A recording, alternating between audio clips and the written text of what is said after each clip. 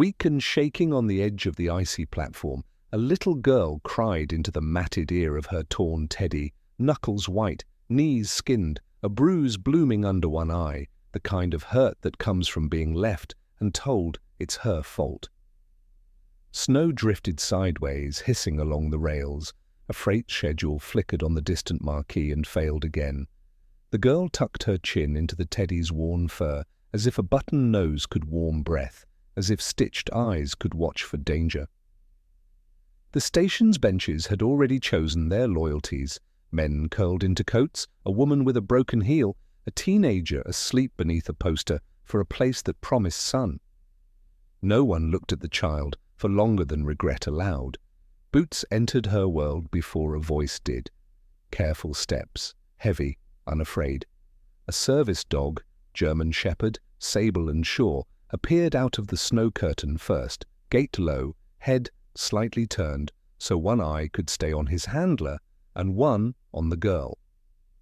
The dog stopped, lay down, and matched the child's small shape without touching her. Only then did the man step into view, a soldier in a winter camouflage jacket that had seen enough wash cycles to remember a younger color, shoulders broad with the kind of weight that isn't just fabric. He didn't reach for her. He took off his gloves and set them on the concrete between them, like an offering. "I'm Daniel," he said, voice quiet, not the kind that had to prove it could command. "This is Rook." The dog's ears flicked as if to say, "It's safe to breathe." The girl sniffed hard and squeezed the teddy. The stuffing protested with a small crackle. She wore a thin cardigan, some other child's cardigan by the way the sleeves were too short and the buttons too large. Her socks were mismatched, and one had slipped beneath her heel to mid-arch. The cold had colored her lips the blue of a shadow. "Do you have a name?" Daniel asked, kneeling but not closing the distance. She swallowed. "Evie." The syllables fogged and vanished. Rook inched forward on his elbows, stopped, waited for Daniel's silent permission, then continued the last half-foot and set his chin on the toe of Evie's shoe. It was not a touch so much as a question. "May I stand between you and the wind?" After a moment, the girl nodded, barely. Rook exhaled a warm, quiet halo around her ankle. Daniel slid his pack off his shoulder slow, unzipped the smallest pocket, and pulled out a protein bar. He tore the wrapper open just enough and placed the food closer to his gloves than to her knees. "It's yours if you want it." No tricks, no chores.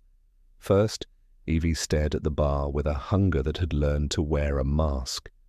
After a long moment, she pushed the bar back an inch, then scooted herself forward the same inch, then pushed the bar toward Rook.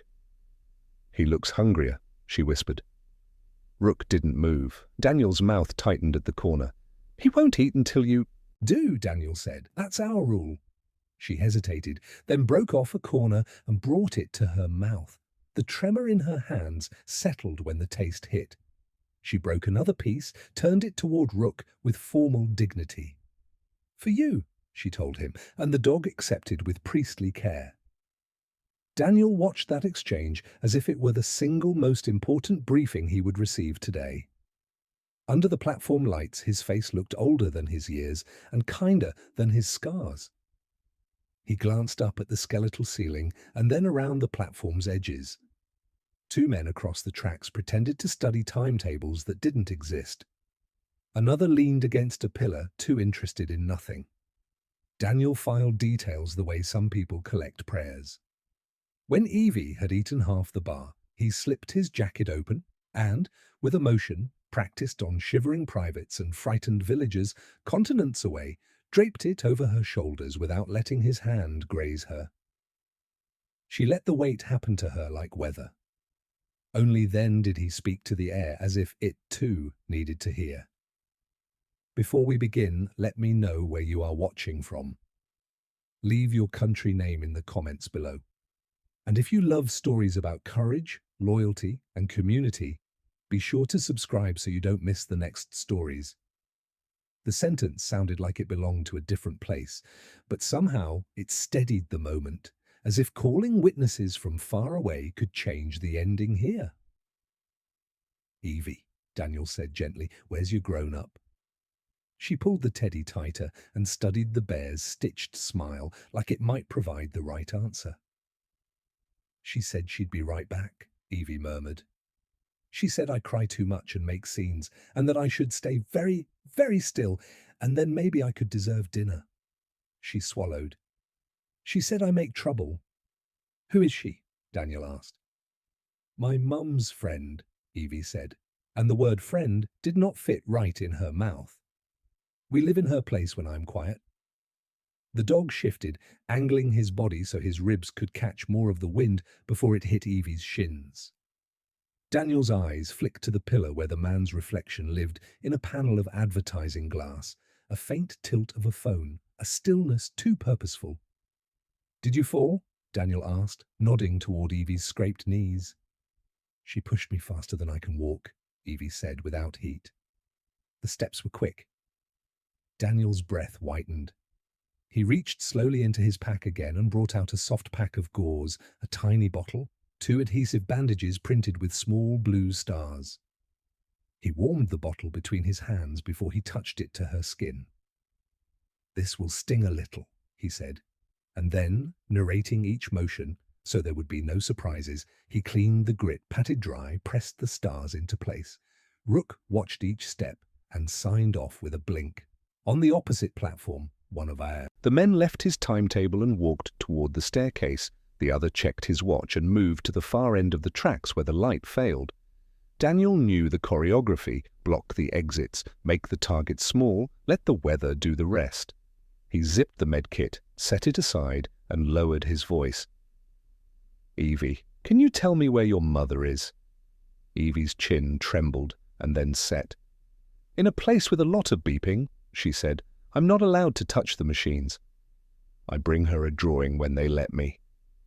Yesterday, there was red in the tube, and she smiled anyway." She pressed her face to the teddy's ear. "She said the bear's name is Thomas, and he keeps the brave when you forget where you left it." The soldier's eyes softened into something like grief's cousin. "Thomas is a good name for a bear," he said. The next wind carried an engine's deeper note, the kind that made coins hum on rails. Daniel shifted his weight. The men across the way shifted theirs. He noted how they did not look like each other in any way that matters, different coats, different hats, but everything about the way they watched was the same. He made a small clockwise circle with his forefinger against his thigh. Rook's ears ticked, and his gaze slid left, then right, then back to the man leaning on the pillar. A silent conversation, fluent and fast. "Would you like to go somewhere warm?" Daniel asked. "Somewhere with lights that come on when you flip a switch and a kitchen that cares if you are hungry?" Evie looked at the jacket on her shoulders as if it were a map. "If I go," she whispered, "she will be angry." Angry is a kind of loud. Her eyes widened and darted past him. There she is. The woman coming down the stairs had makeup made for night and a coat made for attention. Her smile did not make it to her eyes. She called Evie's name like someone practicing sweetness for a camera. When she saw Daniel, the sweetness curdled. "Oh, thank God," she said too loudly for the time of morning. "Officer, I was worried sick." She wanders, she lies, she steals food and... Rook's head lifted, ears forward, a low sound in his chest that most people would call a growl and handlers call a warning. Daniel stood, jacket still around Evie's shoulders, his body a new pillar that happened to be human. "She's 6, he said evenly. "She doesn't steal food. She needs it." The woman's eyes flicked to the men at the far end of the platform and back, so quick you could miss it if you hadn't trained yourself to notice the way hands betray lips. "You don't know her," she hissed under breath now, step quickening. "You don't know what she's capable of." "I know what people are capable of when nobody's watching," Daniel said, and his voice did not rise to meet hers. It lowered, and the air around it obliged. A horn sounded somewhere down the line, one long, one short. Idich. Marquis tried again and failed. The snow thickened as if it wanted to hide the next minutes from history. "Come on," the woman said, reaching out. "Give me the girl." Her hand opened and made a shape Daniel had seen before, the shape of a trap set, closing on something small. Daniel angled his body between Evie and the woman. Rook rose, not advancing, but larger somehow, as if he'd discovered new dimensions he could fill. Evie pressed closer to Daniel's leg, the teddy trapped between them like a witness. She looked left, where the men had spaced themselves with the casualness of habit. She looked right, where the tracks blurred toward a junction. Something in her gaze measured escape and found it smaller than fear. "Please," she said to no one, and to Daniel, and to a world that might be listening, "please don't send me back." The woman's smile broke. "You see? Manipulative," she said, too fast. A distant light swelled along the curve, train or promise. The men on the opposite platform turned their heads in the same second. Rook's body went rigid, tail down, pupils dilated to take in more of what the next breath might contain. Daniel's hand closed on empty air and made a fist big enough to hold a decision. "Evie," he said softly, eyes still on everything else. "On my hand. We're going to take 3 steps. 1, 2, 3. Snow tightened its grip on the world. The woman's voice sharpened. The horn cried again. A boot scraped behind the pillar. The light grew. Danger bent over the platform like a parenthesis closing. The train's horn faded into the blizzard, swallowed by the storm, but the tension it left behind stayed sharp as glass. Daniel shifted so the girl, Evie, was entirely behind him, his camouflage blending into the frost-streaked pillars. Rook pressed close to her side, a living wall between the child and the woman descending the stairs. The woman's smile faltered when Daniel didn't move. "You don't understand," she said, her voice brittle under its coating of sugar. "She lies. She makes up stories. She has problems." Evie's little fists clenched tighter around her teddy, the toy's ear damp with tears. Daniel studied the woman's stance. She wasn't trembling. She wasn't frantic. She was calculating.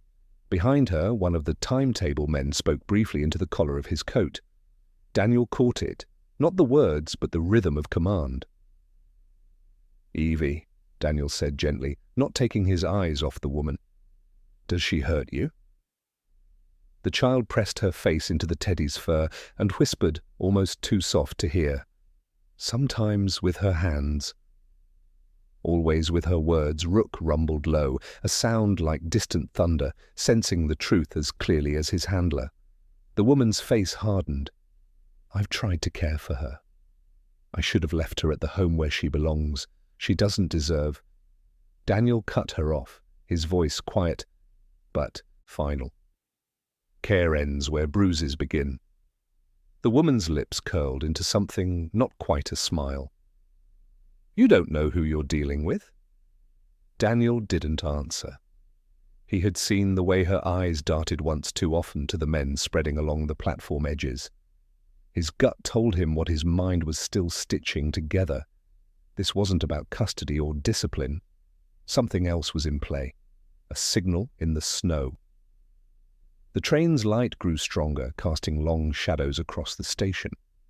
The men began to move with greater purpose, cutting angles that made no sense unless they were trying to box someone in. Rook glanced to Daniel, ears forward, tail stiff. The soldier gave the smallest nod. The bond between them didn't need words. Dog and man had spoken this language long before Evie entered their orbit. Evie tugged Daniel's sleeve.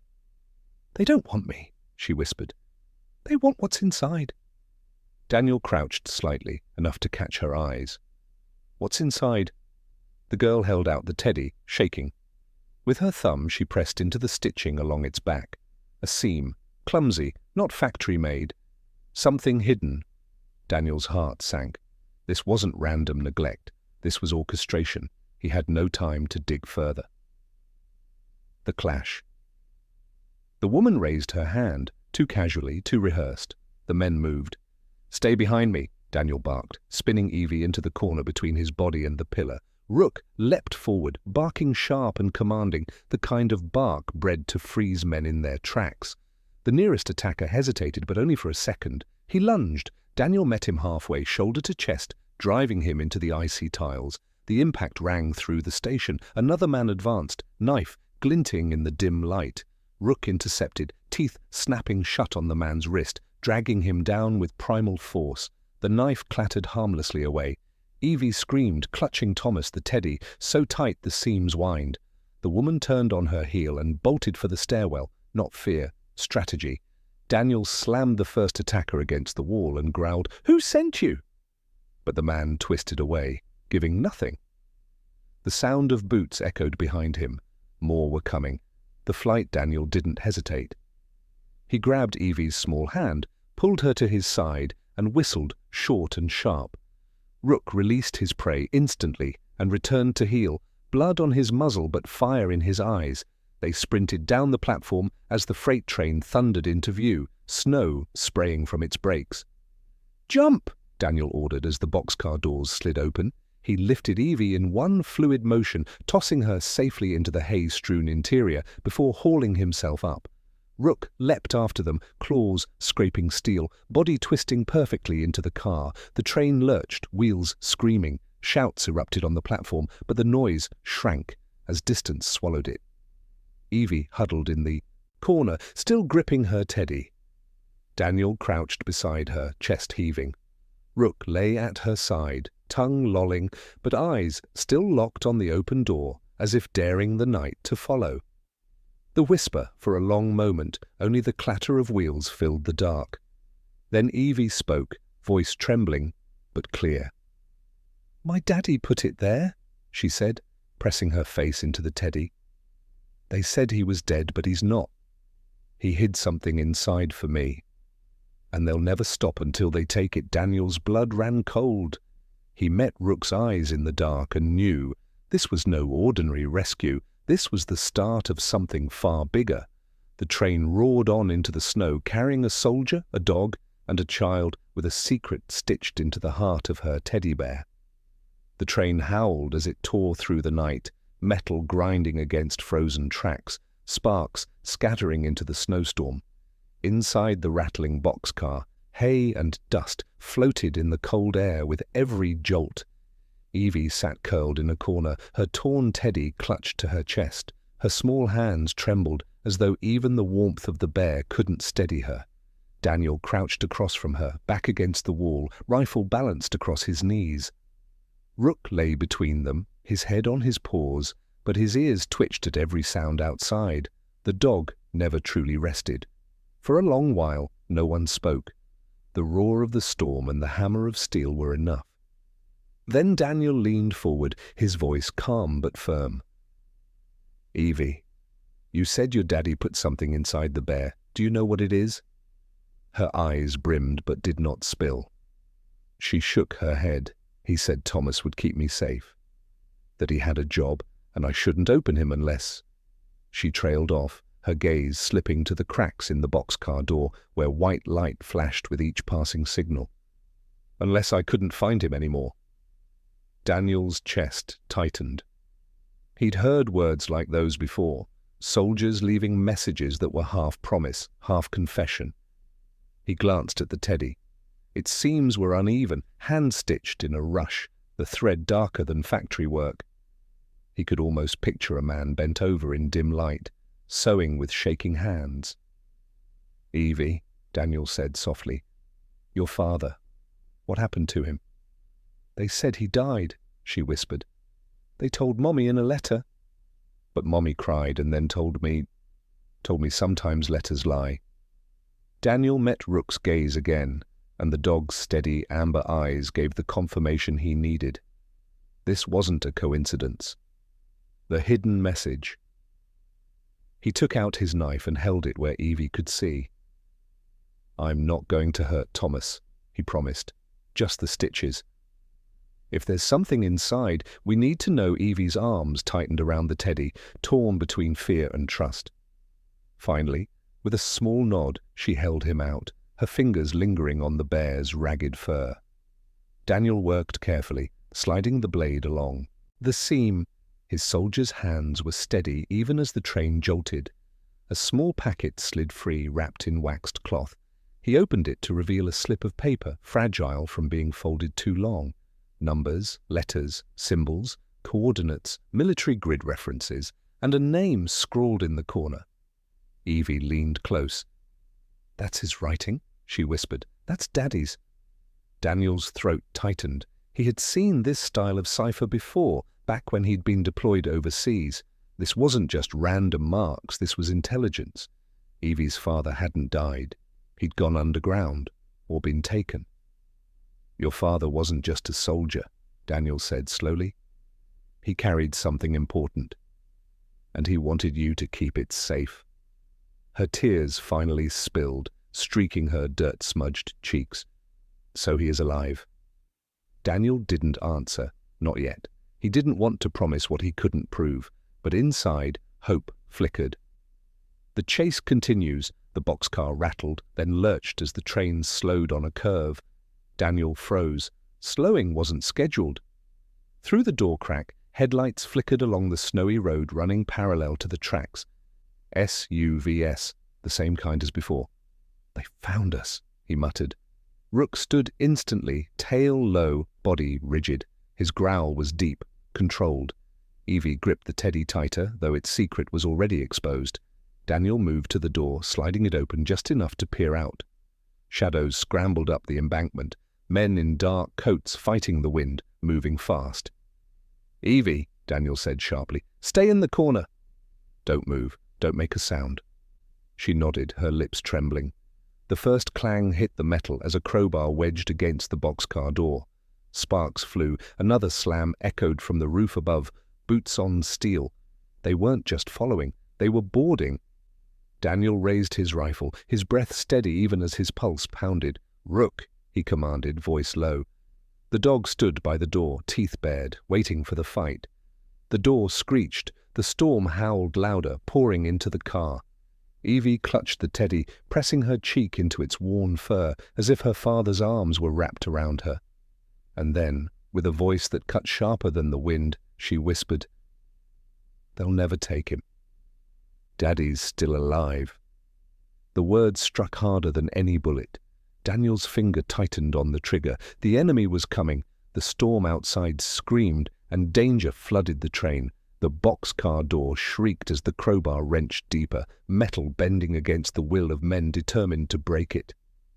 Wind poured in through the widening crack, flinging snow into the car. The storm outside was fierce, but the storm inside was fiercer. Daniel planted his boots, rifle braced against his shoulder. Rook crouched low, hackles raised, his growl vibrating like a warning bell through the floorboards. Evie pressed herself into the corner. Teddy crushed to her chest, her lips moving in a whisper too faint to hear. Maybe prayer, maybe memory. The door gave way. A masked figure slipped inside, weapon drawn. Daniel fired. The muzzle flash lit the car like lightning, thunder rolling after. The intruder collapsed backward, tumbling into the snow below the moving train. But there were more, always more, the fight in the boxcar. A second man leapt in from the roof, dropping hard, blade in hand. Rook launched like a shadow, teeth clamping down on the man's arm before the knife could swing. The man screamed, twisting, but the dog held fast. Daniel pivoted, slamming the butt of his rifle into the intruder's jaw. Bone cracked. The man crumpled. Rook released, blood streaking his muzzle, and whirled to face the next threat. Outside, headlights paced the train, beams cutting through the storm. More shadows scrambled along the sides, gripping handholds, boots slipping on ice-coated steel. Evie whimpered, burying her face in Thomas the teddy. "Stay with me, Evie!" Daniel barked, firing another round through the open gap. A shadow fell. Another took its place. The enemy was relentless. A child's courage. The train jolted, tossing everyone sideways. Daniel slammed against the wall but kept his grip. Rook slid but recovered instantly, claws scraping sparks from the floor. Evie fell forward, the teddy slipping from her arms. She gasped, scrambling after it as if losing the bear meant losing her father all over again. "Evie!" Daniel shouted, but she already had it. She hugged Thomas close, trembling but defiant, her eyes wet but blazing. "You can't take him," she screamed at the shadows outside. "You can't take my daddy away." The men hesitated, just for a second, the kind of second soldiers dream of. Daniel used it. He fired into the dark, his shots precise, controlled. 2 figures fell from the train, their bodies swallowed by the snow below. The retreat. The storm howled louder, drowning out the last gunfire. The headlights on the road below swerved, slowing, pulling back. The men still clinging to the train leapt off, retreating into the blizzard. Silence fell, broken only by the pounding of the rails. Daniel lowered his rifle slowly, his breath misting in the freezing air. His shoulder burned from recoil, but he didn't feel it. Not yet. He turned to Evie. She sat in the corner, Teddy tight in her arms, Rook pressed against her side like a sentinel. Her eyes met Daniel's, shining through her tears. "They'll come again?" she whispered. Daniel knelt beside her, resting a hand on her trembling shoulder. "Yes, but so will we." Rook leaned closer, licking the salt from her cheek, his eyes steady, promising more than words could. A quiet revelation. Daniel picked up the slip of paper again, the one hidden inside the bear. He studied the grid references, the numbers, the names scribbled at the edge. He traced the lines with a finger, rough, from years of duty. This wasn't random. This was a trail, a message meant to be followed. He looked at Evie, her small face pale in the dim light, yet burning with something stronger than fear. "Your father left this for you," Daniel said quietly. "He wanted you to find him." Evie blinked hard, fresh tears falling, but her chin lifted with fragile pride. "Then we have to keep going." The train roared on into the storm, carrying them away from the hunters, deeper into the unknown. Closing beat of Part 4. Outside, another horn echoed in the distance. Another train, another chance, or another trap. Daniel didn't know yet, but he knew this. He was no longer just a soldier. Rook was no longer just a dog, and Evie was no longer just a child with a teddy. Together they were a family, stitched by fate, moving toward a future written in snow, blood, and hope. And somewhere out there, in the cold shadows of a world that had tried to forget him, Evie's father was waiting. The storm had eased by morning, but the cold was no kinder. The freight train clattered into the mountains, its wheels screeching on frozen rails, smoke twisting into a pale sky. Inside the boxcar, Daniel sat cross-legged with the coded slip spread across his knee. Rook dozed near the door, though one ear always stayed cocked. Evie leaned against the soldier's arm, Teddy clutched to her chest like a lifeline. She hadn't spoken since the attack. Every few minutes she would squeeze Thomas, checking the seam as if afraid the secret had slipped away. Daniel finally broke the silence. "These numbers, 12.19.45. At first I thought coordinates, but it might also be a date." Evie tilted her head. "Like a birthday?" "Or a meeting," Daniel said. "Sometimes messages hide in plain sight. A date, a grid, a sector. Your father wanted someone to find him, or to find what he left behind." Evie's lip quivered. "He wanted me to find it." Daniel looked at her, then at the scrawled name on the corner of the page. He didn't speak the name aloud, not yet. Saying it felt like tempting fate. The bond deepens. The girl shifted closer, her small shoulder brushing his sleeve. "If Daddy's alive, why doesn't he come for me?" The question cracked something inside Daniel that years of service hadn't. He rested a steady hand on her back. Sometimes a man is kept from the people he loves, not because he doesn't want to, but because others don't let him. Rook stirred, pushing his muzzle gently into Evie's knee. She smiled weakly and stroked his fur with her trembling fingers. "He'll come," Daniel said firmly. "Until then, you've got us." The dog licked her hand, sealing the oath in the only language he knew. A town on the edge. By midday, the train slowed as it approached a small mountain town. Wooden houses huddled under layers of snow, smoke curling from chimneys. A depot appeared. Quiet. Too quiet. Daniel peered out. "We get off here." The tracks split ahead, and they'll expect us to keep riding. Better to vanish in the crowd. Evie clutched Thomas tighter. "Will they follow?" "They already are," Daniel said grimly. They disembarked as the train slowed, boots crunching into snow. Evie's breath puffed like little ghosts in the air. Daniel pulled his hood low, scanning alleys, windows, every shadow. Rook padded close, sniffing the wind, every sense alive. The town wasn't welcoming. Curtains twitched, but doors stayed shut. A place that had learned to keep its head down. The pursuit narrows, they ducked into a small diner at the edge of the street. Warmth hit them like a wave, thick with coffee and fried onions. Evie slid into a booth, eyes wide at the plates of food on other tables. Daniel ordered 2 meals, extra bread for Rook. The waitress frowned at the soldier's uniform but said nothing. For a brief moment, the world seemed almost normal. Evie smiled faintly as she tore bread in half, 1 piece for herself, 1 for Rook. The dog accepted solemnly, crumbs sticking to his muzzle. But then the bell over the door jingled. 2 men entered, coats dusted with snow. Their eyes swept the diner too carefully, their boots too heavy for locals. Daniel saw the shape of holsters beneath their jackets. He whispered, "Evie, don't look up." "Just eat." Her little hands trembled but obeyed. Rook's growl was so low only Daniel felt it through the floor. Narrow escape. The men split, one moving toward the counter, the other toward the back exit. A trap, closing. Daniel's mind calculated options. Fight here, risk civilians. Stay, risk capture. He leaned close to Evie. "When I say run, you hold Rook's collar. Don't stop. Don't look back." Her eyes widened. "But what about you?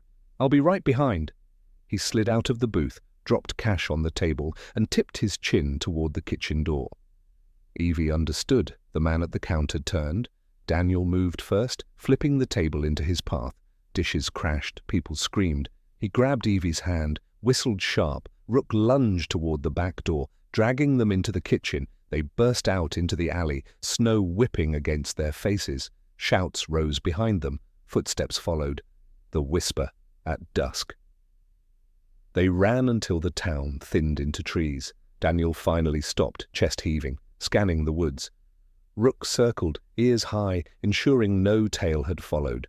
Evie collapsed into the snow, Teddy in her arms. Her breath came in sobs. "They'll never stop." Daniel knelt, lifting her chin with a gloved hand. "Then neither will we." She clutched the bear tighter, her voice breaking. "Don't let them make me forget him." "Daddy's not gone." He's not. Daniel's jaw tightened. He pulled her against him, the snow falling heavier, the woods silent, but for their breaths. Rook leaned close, wrapping his warmth around the small circle they had formed. And in that fragile silence, Daniel swore to himself he would see this through, not just as a soldier, but as the only shield left between this child and a world too cruel to let her hope. The woods pressed close around them, every branch heavy with snow, every shadow whispering the promise of danger. Evie trudged beside Daniel, clutching Thomas the teddy so tight it looked as if the seams might burst. Her cheeks were flushed red from the cold, breath coming in shallow puffs. Rook padded ahead, nose low, ears swiveling. Every so often he stopped, sniffed the wind, then moved again, guiding them like a compass more faithful than steel. Daniel paused beneath a pine, scanning the tree line. "They'll try to flank us," he muttered. "They're trained, disciplined." Evie hugged the bear closer. "How do you know?" Daniel's eyes stayed on the forest. "Because I've been them before." Signs of pursuit, they moved deeper into the woods until the sounds of the town were gone. Snow muffled everything, yet Daniel heard it, the faint crunch of boots behind them, too deliberate to be deer. He raised a hand. Rook froze instantly. Evie mirrored the dog, holding her breath. Daniel crouched, brushing snow from a tree trunk. A fresh gouge scarred the bark. He pointed silently. Evie's eyes widened. "They're close," Daniel whispered. "We keep moving, but quiet." "No talking unless you have to?"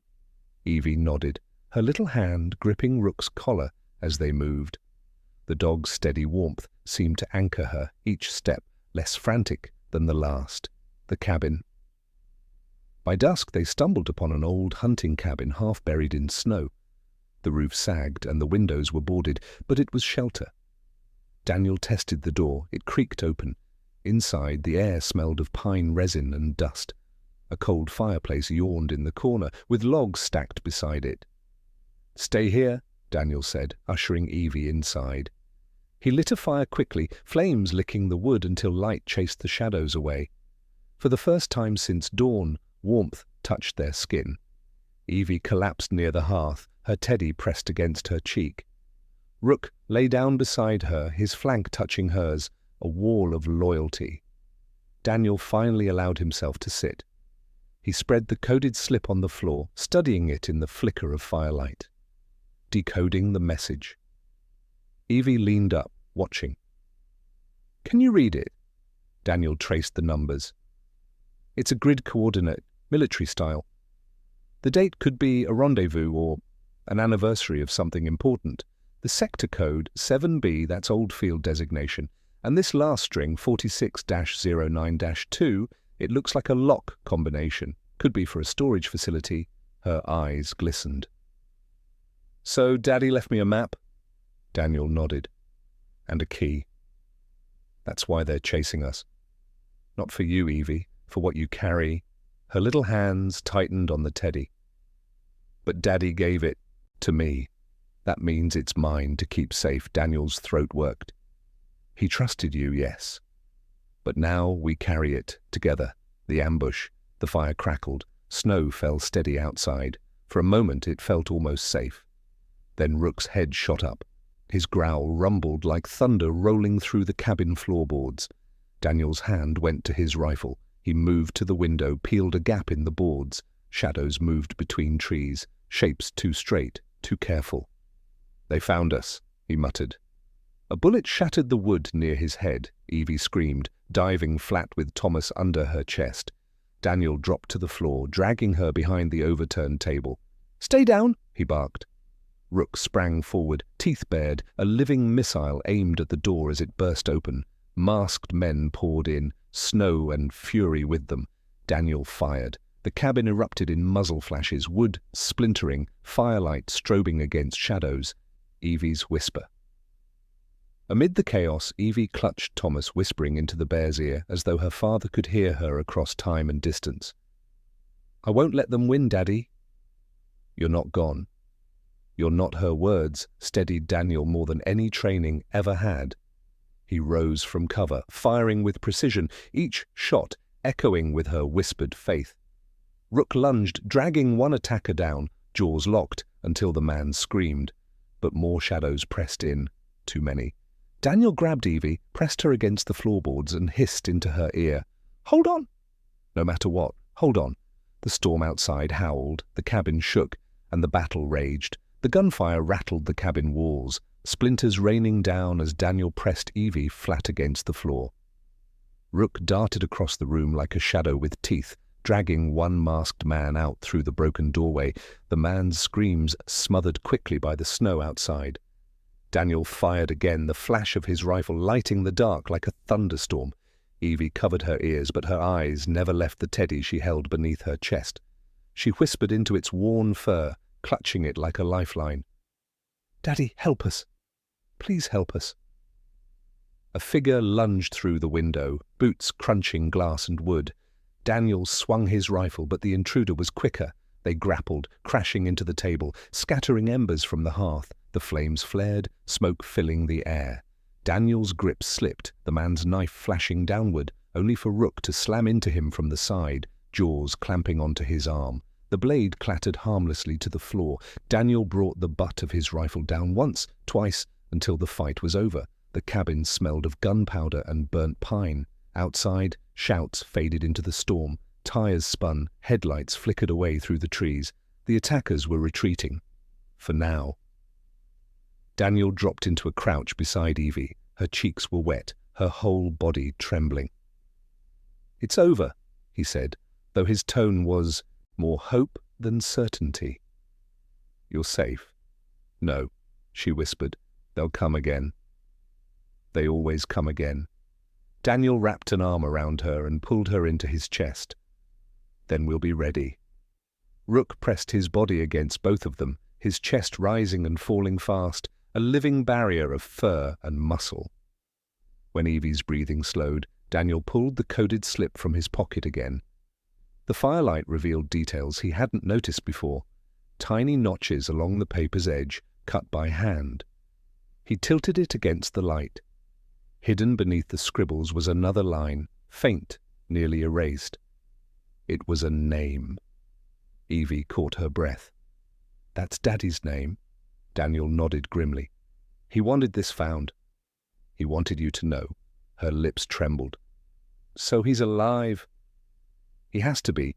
The soldier didn't answer right away. He studied the coordinates again, piecing them together with years of maps still etched in his memory. A valley, a depot.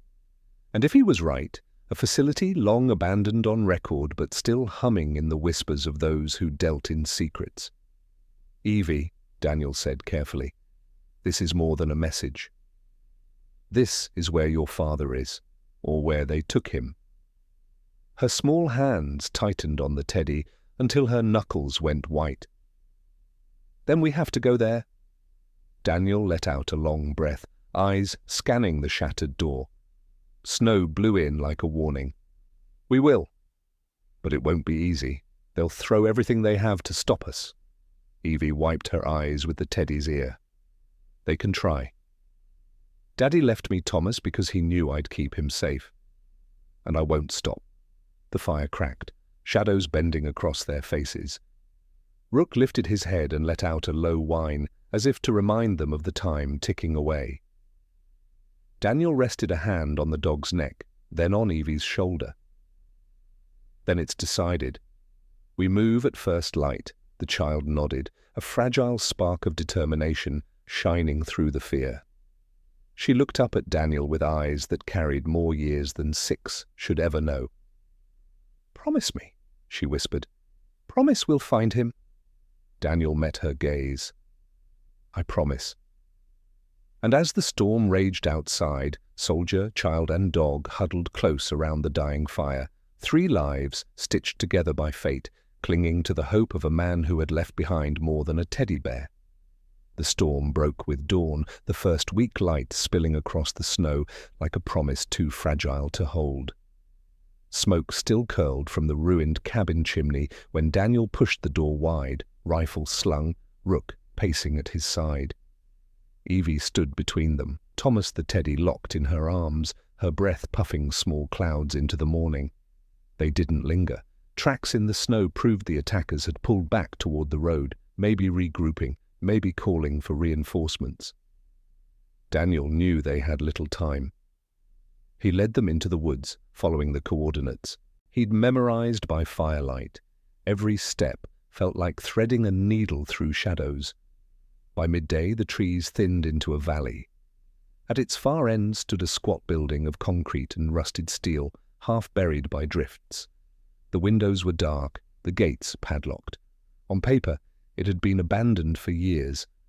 But the faint hum in the air, the tire tracks iced into the ground, it was alive. Evie clutched Daniel's sleeve. "This is it. Daddy's here, I know it." Rook sniffed the wind, hackles stiff. Daniel knelt, his face level with hers. "Whatever we find, you stay with Rook. No matter what happens, you don't leave him." She nodded, her eyes shining with a mixture of terror and hope. They crossed the snow together. The gate yielded to Daniel's bolt cutters, a sound too loud in the silence. Inside, the air reeked of oil and iron. Corridors stretched into shadow, doors locked, some broken. Their footsteps echoed, as if the building itself was listening. At the heart of the facility they found it, a steel door, electronic lock, glowing faintly. Daniel pulled the coded slip from his pocket. 46-09-2. He entered the sequence. The lock clicked, the door swung inward. Evie gasped, The room was stark, lit by a single bulb. A man sat chained to a chair, his uniform torn, beard grown wild, but his eyes were the same as the ones in the photograph Daniel had studied by firelight. "Daddy!" Evie cried, rushing forward before Daniel could stop her. The man's head jerked up, his face cracked into disbelief, then into tears. "Evie!" His voice was hoarse, broken, but alive. Daniel held the door, rifle ready, scanning the corners. Rook pressed close, growling low. The man's chains rattled as he strained toward his daughter. "You found me, my brave girl." Evie threw herself into his arms as far as the chains allowed. Teddy squeezed between them. The bear fell to the floor, seams tearing wide, but neither noticed. Daniel moved fast, cutting the locks, snapping the shackles open. The man sagged forward, free at last. He pulled Evie into his chest, holding her as if she might vanish. For a heartbeat, the world stilled. Then boots thundered down the corridor. Shouts filled the air. Daniel spun, weapon raised. Rook bared his teeth, ready. The first intruder burst through the door. Daniel fired. Another followed. Rook leapt, dragging him down. The man, Evie's father, snatched up the fallen pistol with a hand that still remembered how to fight. "Get behind me, Evie!" he barked, his strength surging back with every breath. Side by side, soldier and father, they held the line. The air shook with gunfire, sparks dancing from the walls. Evie crouched low, arms wrapped around Thomas's torn body, whispering through sobs, "Don't take him away again, please don't." At last, the final attacker fell. The corridor echoed with silence, broken only by Evie's quiet cries and Rook's heavy panting. Daniel lowered his weapon. The father dropped his pistol and pulled his daughter fully into his arms. "I told you I'd come back," he whispered, voice breaking. "I never stopped fighting for you." They left the facility behind as the sun broke fully over the mountains, light scattering diamonds across the snow. Evie walked between them, one hand in her father's, the other buried in Rook's fur. The teddy hung ragged from her arm, seams split, stuffing peeking out, but she wouldn't let it go. Daniel glanced at her, at the fragile miracle of reunion walking steady through the cold. Healing, he thought, wasn't about erasing the past. It was about building something new, step by step, even on broken ground. Evie looked up at him, her small voice steady now. "We're a family, aren't we?" Daniel met her gaze, then her father's. He gave a slow nod. "Yes, Evie." "We are," Rook barked once, sharp and clear, as if to seal the truth.